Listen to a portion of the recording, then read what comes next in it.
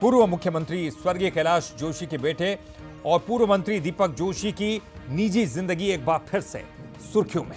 और इस बार चर्चा दीपक जोशी की दूसरी शादी को लेकर है, जिसकी तस्वीर भी सोशल मीडिया पर सार्वजनिक है और जारी की गई। सियासी बयानबाजी का दौर ये लगातार जारी है और इसी बीच बंसल न्यूज पहुंचा पल्लवी राज सक्सेना के घर और जानी दावों की हकीकत। पल्लवी ने बताया कि शादी जनवरी 2024 में हुई थी, लेकिन नम्रता शादी के बाद से ही अलग रहने लगी थी। नम्रता जोशी ने हमारी जिंदगी को मानसिक तनाव दिया है।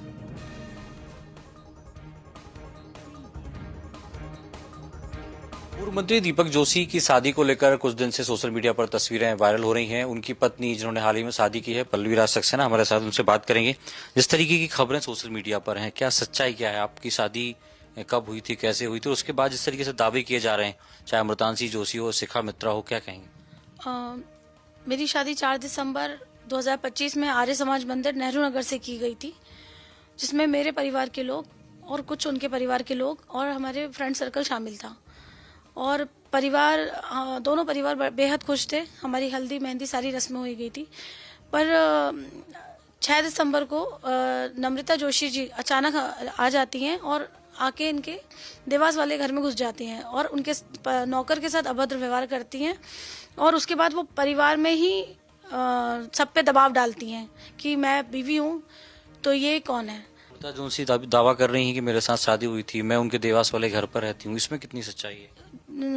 इनकी शादी 21/1/2025 में रजिस्टर्ड हुई थी। उसके बाद इन्हें घर में तहलका मचाया, मंगलसूत्र फेंका, जैसे मुझे जानकारी है कि मंगलसूत्र फेंका और गाली गलौज करके ये घर से निकल गई। ना तो दीपक जी के साथ इनका कोई मानसिक ना शारीरिक कोई रिलेशन रहा। उसी के बाद वो बहुत ज्यादा डिप्रेशन में चले गए। तब शादी दीपक जी की हुई अमृता जोशी से, उस समय जब बता रहे हो, तो उसके पहले वो लोग साथ में रहते थे या सिर्फ 1 महीने बाद ही ऐसा क्या हुआ कि लड़ाई हुई दोनों? नहीं, वो जिस दिन शादी हुई थी उसी दिन से वो अपने घर ही चली गई थी। उनके साथ एक दिन भी नहीं रही वो, और वो उनके बाद उनकी कोई खबर नहीं थी कि जैसे कभी आपने चर्चा नहीं की कि आपने मतलब इनसे शादी की होगी, तो पहले तो आपका संबंध रहा होगा, अच्छे व्यवहार होंगे, तभी शादी की, और शादी के बाद अचानक ऐसा क्या हुआ कि छोड़ के चली गई? नहीं, मैंने कई बार पूछा भी था, पर दीपक जी ने मेरे को एक ही चीज का जवाब दिया कि मेरा नम्रता जोशी जी से कोई संबंध नहीं है। हालांकि मैं बहुत प्रताड़ित हो गया और फंस गया हूँ। गलती मेरी ये हुई कि उसने मुझे अपनी बातों के जाल में और जाल फेंक के और साजिश करके फंसा लिया है। तो पल्लवी कहीं ना कहीं तो मेरा इस मामले में साथ देना। खासतौर से उनके मन की बात है जो उनके साथ घटनाक्रम हुई है, वो बताया कि नम्रता जोशी वो खासतौर से प्रॉपर्टी या बाकी तमाम चीजों को लेकर ब्लैकमेल कर रही थी, लेकिन उन्होंने शादी की है और शादी की जो तस्वीरें हैं वो भी सार्वजनिक हैं। दोनों परिवार के लोग शामिल हुए थे, लेकिन अभी जरूर मानसिक तनाव है जिसको लेकर वो कुछ समय चाहते हैं। उस समय के बाद शायद इस शादी को आगे बढ़ाएं, लेकिन फिलहाल जिस तरीके के आरोप हैं उसको स्पष्ट तौर से नकारा जा रहा है कि शादी सबकी सहमति से हुई है और कोई भी पुराना ऐसा विवाद है जो अभी नहीं है। दिलीप विश्वकर्मा के साथ सूरज शर्मा, बंसल न्यूज, भोपाल। वहीं दूसरी तरफ दीपक जोशी का भी एक वीडियो सामने आया है, जिसमें उन्होंने साफ कहा कि वो आज भी अपनी पत्नी नम्रता जोशी के साथ है। उन्होंने ये भी बताया कि परिवार की सलाह के बाद प्रस्तावित प्रेस कॉन्फ्रेंस रद्द कर दी गई।